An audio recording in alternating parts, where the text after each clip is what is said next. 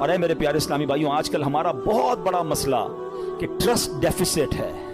ہمیں دنیا والوں پر بھروسہ ہے، ہمیں رب پر بھروسہ نہیں ہے۔ ہم سب پر بھروسہ کرتے ہیں، ہم رب پر بھروسہ نہیں کرتے۔ ہماری جو ہے نا اللہ سے دوستی کمزور ہو گئی ہے۔ ہمیں لگتا ہے نہیں یار یہ مسئلہ کیسے ہے، جب تک یہ بندہ نہیں ملے گا نا، جب تک یہ فون نہیں کرے گا، جب تک اس سے میرا کانٹیکٹ ڈیولپ نہیں ہوگا، میرا کاروبار ہی نہیں بڑھے گا، میرا مسئلہ ہی حل نہیں ہوگا۔ یہ ہماری بھول ہے۔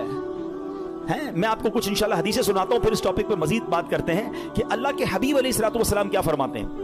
اللہ کے نبی علیہ الصلوۃ والسلام فرماتے ہیں، یہ جو یہ توکل ہے نا، اس کے بارے میں آپ فرماتے ہیں کہ اگر تم ایسا توکل کرو کہ جیسا توکل کرنے کا حق ہے، تو اللہ کریم تمہیں ایسے عطا فرمائے گا جیسے پرندوں کو روزی عطا فرماتا ہے۔ اب یہ اتنے سارے پرندے ہیں، ان کی روزی کا انتظام کیا ہے؟ اتنا کمال کا یہ سٹڈی اگر آپ کریں، اور حدیث میں آیا نا کہ اللہ ایسے روزی دے گا جیسے پرندوں کو دیتا ہے۔ کبھی بھی آپ کے گھر میں بھی کوئی پرندہ ہو، آپ نے اس کے گھونسلے میں دیکھا کوئی چھوٹی سی اس نے کبٹ بنائی ہوئی ہو اور 2-4 دن کا چارہ جمع کیا ہو؟ کسی پرندے کے پاس دیکھا ہے؟ نہیں۔ اس کا مطلب یہ ہوا کہ 800 ارب پرندے اپروکسیمیٹلی ڈیلی صبح گھر سے نکلتے ہیں، اپنے درختوں سے اڑتے ہیں، اور جب شام واپس آتے ہیں ان سب کو اللہ پاک روزی دے چکا ہوتا ہے۔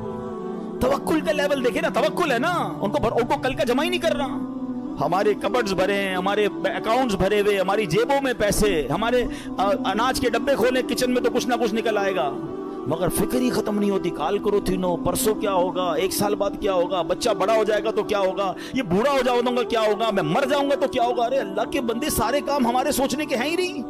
جس رب نے پیدا کیا ہے مجھے، وہ مجھے دے رہا ہے۔ جس نے بچوں کو پیدا کیا اس کو بھی دے گا۔ بچی پیدا نہیں ہوتی، ہماری ٹینشن شروع ہو جاتی اس کی شادی کا کیا ہوگا۔ ارے بھائی ابھی تو پیدا ہوئی ہے، تو ابھی سے ٹینشن لینے شروع کر دی ہم نے۔ نہیں، اللہ پر بھروسہ، یقین، وہ کریم ہے، وہ مالک ہے، ساری دنیا کو عطا کر رہا ہے، مجھے بھی دے گا۔ بڑا خوبصورت جملہ علماء کہتے ہیں، وہ چونٹی کو کن دیتا ہے اور ہاتھی کو من بھی وہی دیتا ہے۔ ہاتھی کی خوراک دیکھی ہے، وہ منو کھاتا ہے، چونٹی ذرہ کھاتی ہے، وہ ذرے چونٹی کو ذرہ بھی پہنچا دیتا ہے اور ہاتھی کو منو بھی پہنچا دیتا ہے، تو وہ مجھے بھی دے گا، بس لیول چاہیے۔ ایک اور بڑی خوبصورت حدیث پاک ہے، اللہ کے نبی علیہ الصلوۃ والسلام فرماتے ہیں، جس کو یہ پسند ہو کہ وہ لوگوں میں سب سے زیادہ قوی ہو جائے۔ ہم میں سے بہت سارے لوگ بڑے کمزور ہوتے ہیں، ڈر جاتے ہیں، خوف زدہ رہتے ہیں، یہ ان کے لیے حدیث کا پارٹ بڑا زبردست ہے۔ آپ فرماتے ہیں جو یہ چاہتا ہے کہ سب سے زیادہ قوی ہو جائے، تو اسے چاہیے کہ اللہ عز و جل پر توکل کرے، اور جس کو یہ پسند ہو کہ وہ زمانے میں باعزت ہو جائے، اسے چاہیے تقوی اختیار کرے، اور جس کو یہ